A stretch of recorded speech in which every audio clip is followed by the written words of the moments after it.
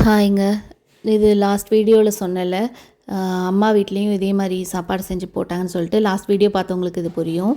இது வந்து சென்னையிலேருந்து திருச்சி வந்ததுக்கப்புறம், இங்கே வந்து அம்மா வீட்டில் 9th மந்த் வந்து இது சாப்பாடு செஞ்சு போட்டாங்க. இது ஃபுல்லாக வெஜிடேரியன் தான். இதில் வந்து ஆக்சுவலாக எல்லாருமே வெஜிடேரியன் தான் செய்வாங்க. அந்த கட்டு சாதம்னு சொல்லிட்டு லெமன் சாதம், புளி சாதம் இது தான் செய்வாங்க.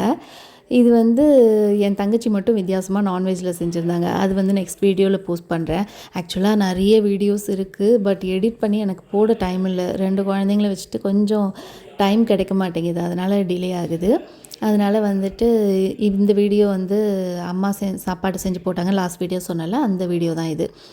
அம்மா என்னென்ன செஞ்சாங்கன்னா, தயிர் சாதம், தேங்காய் சாதம், புளி சாதம், லெமன் சாதம், மிளகு சாதம்னு ஒன்று டிஃப்ரெண்ட்டாக இருந்துச்சு, அது செஞ்சுருந்தாங்க. அப்புறம் சர்க்கரை பொங்கல், அப்புறம் மாங்காய் சாதம் செஞ்சுருந்தாங்க. அப்புறம் மாங்காய் ஊறுகாய். அது வந்து எனக்கு ஃபஸ்ட் ப்ரெக்னென்சிலையும் சரி, இந்த ப்ரெக்னென்சிலையும் சரி, மாங்காவோட கிரேவிங்ஸ் எனக்கு ரொம்ப இருந்துச்சு. அதுவும் மாங்காய் பச்சடி, அந்த மாங்காய் உப்பு மிளகாத்தூள் போட்டு சாப்பிட்றது, அப்படி ஒரு கிரேவிங்ஸ் இருந்துச்சு. அதனால் வந்துட்டு டெலிவரி வரைக்குமே மாங்காய் ஒரு பீஸ் கிடச்சா கூட எங்கள் அம்மா வாங்கிட்டு வந்துடுவாங்க, அது எனக்குன்னு சொல்லிட்டு. இன்னொன்று ஃபஸ்ட் ப்ரெக்னென்சியில் வந்து ரொம்ப நெஞ்சு எரிச்சல் இருக்கும், அந்த மேலே வரும்ல, அந்த மாதிரி இருந்துகிட்டே இருக்கும், எதுவுமே சாப்பிட முடியாது. அதனால் ஒரு மிட் நைட் ஆனால் கூட அம்மா வந்து ஒரு துண்டு மாங்காய் சாப்பிடு சரியாக போயிடுவாங்க. அது மாதிரி ஒரு 2 பீஸ் மாங்காய் கடித்து சாப்பிட்டதுக்கப்புறம் அந்த எதுக்களிக்கிறது வந்து கொஞ்சம் நல்ல கண்ட்ரோல் ஆகும். அப்படி மேலே வந்தாலும் அந்த அசிடிக்காக வராது, அந்த மாங்காவோட இதுதான் ஃப்ளேவர் தான் வரும். இது வந்து எனக்கு ரொம்ப ஒரு ரெமிடியாக இருந்துச்சுன்னு வச்சுக்கோங்களேன். ஹோம் ரெமிடின்னு சொல்லுவோம்ல, அதுக்கு மேபி இது பார்க்குற யாராவது கன்சீவாக இருந்தீங்கன்னா, உங்களுக்கும் இந்த ப்ராப்ளம் இருந்துச்சுன்னா இது ஹெல்ப்ஃபுல்லாக இருக்குன்றதுக்காக தான் நான் சொல்கிறேன். அந்த நேரத்துக்கு ஒரு பீஸ் மாங்காய் வந்து சாப்பிட்டோன்னா வச்சுக்கோங்களேன், கொஞ்சம் அந்த பெயின் வந்து அந்த எரிச்சல் வந்து கம்மியாகும். அதனால் இது யாருக்காவது யூஸ் ஆகும். அப்புறம் அது இல்லாமல் கருவடக துவையல் பண்ணியிருந்தாங்க. இது எத்தனை பேர் வீட்டில் பண்ணுவாங்கன்னு எனக்கு தெரில. இது எங்கள் அம்மா ஸ்கூல் படிக்கிற காலத்துலேருந்து இது பண்ணுவாங்க. அது ஒரு புளி, வெல்லம் வச்சு பண்ணுவாங்க, கருவடகம் வச்சு. ஒரு மாதிரி டெம்ப்டிங்காக இருக்கும், அது சாப்பிட்டவங்களுக்கு புரியும். நாங்கள் இது வந்து கேம்ப் எங்கேயாவது போனோன்னா, அதாவது டூர் எங்கேயாவது போனோம் அப்படின்னு சொன்னோன்னா, இதை வந்து சப்பாத்தியில் வச்சு அம்மா கொடுத்துருவாங்க. இது வந்து கெட்டு போகாது. ஒரு மாதிரி புளிப்பு, இனிப்பு எல்லாம் கலந்து இருக்கும். மேபி இதை பார்க்குற யாருக்காவது அது தெரிஞ்சுக்கணுன்னு இருந்ததுன்னா கமெண்ட்டில் சொல்லுங்கள். நான் அதோட ரெசிபி எங்கள் அம்மாட்ட கேட்டு நான் அந்த வீடியோ போஸ்ட் போடுறேன். அது கூட அப்புறம் உருளைக்கிழங்கு ஃப்ரை பண்ணியிருந்தாங்க, வத்தல் பொரிச்சிருந்தாங்க, வீட்டிலே பண்ண வத்தல். அப்புறம் மோர் மிளகா அதையும் வறுத்து வச்சுருந்தாங்க. இதுதான் வந்து அம்மா செஞ்சிருந்த சாப்பாடு. இது வந்து அதுக்கப்புறம் சாமி கும்பிட்டுட்டு உட்கார சொல்லிட்டு வளையல் போட்டு விட்டு பொட்டெல்லாம் வச்சு விட்டு அப்புறம் ஒரு சாப்பாடும் கொஞ்சம் கொஞ்சமாக ஊட்டி விட்டுட்டு இருந்தாங்க. இது முடிச்சுட்டு தங்கச்சி அப்புறம் என் சித்தி பொண்ணு இருந்தாங்க, அவங்களும் இது பண்ணாங்க. அப்போது வந்து அக்கா பசங்களும் ஊர்லேருந்து வந்திருந்தாங்களா, குட்டி குட்டி பசங்க, ஆதவ் நிலா, அந்த வீடியோ பார்த்தவங்களுக்கு தெரியும். அப்புறம் என் பையன் யாத்ரன், அவங்களும் என்னை சுற்றி சுற்றி வந்துட்டு இருந்தாங்க. இதில் வந்து நிலாவும் யாத்ரனும் ரொம்ப சின்ன பசங்க, அதனால் அவங்களுக்கு என்ன நடக்குதுன்னு பெருசாக ஒன்றும் தெரில, அதை கவனிக்கலை, ஏதோ பண்ணுறாங்கன்னு விட்டுட்டாங்க. ஆனால் ஆதவ் வந்து கொஞ்சம் 4 இயர்ஸ் ஆகிடுச்சு. அதனால் வந்து அவன் வந்து கொஸ்டின் கேட்டுகிட்டே இருக்கான், இது என்ன, ஏன் பண்ணுறாங்க. அந்த வீடியோ வந்து நான் இப்போ மியூட் போட்டிருக்கனால உங்களுக்கு கேட்கல.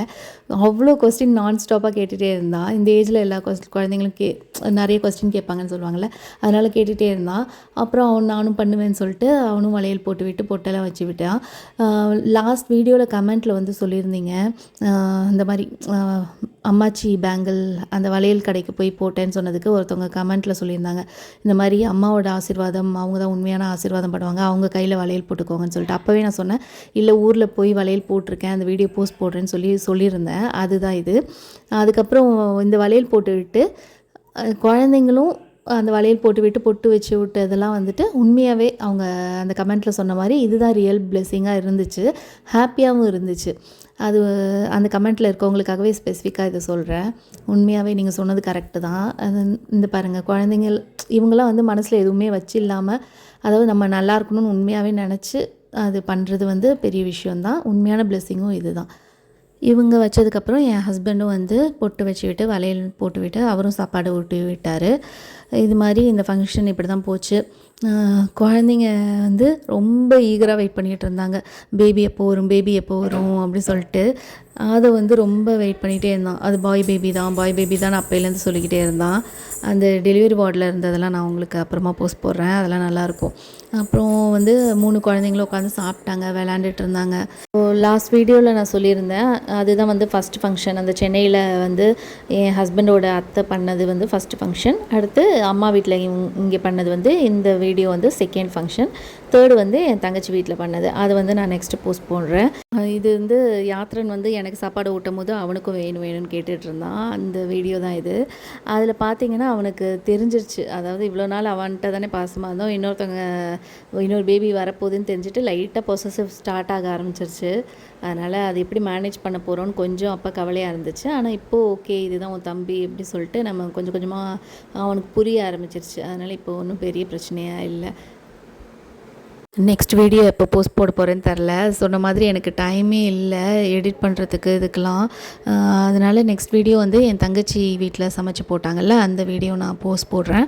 Thank you, by.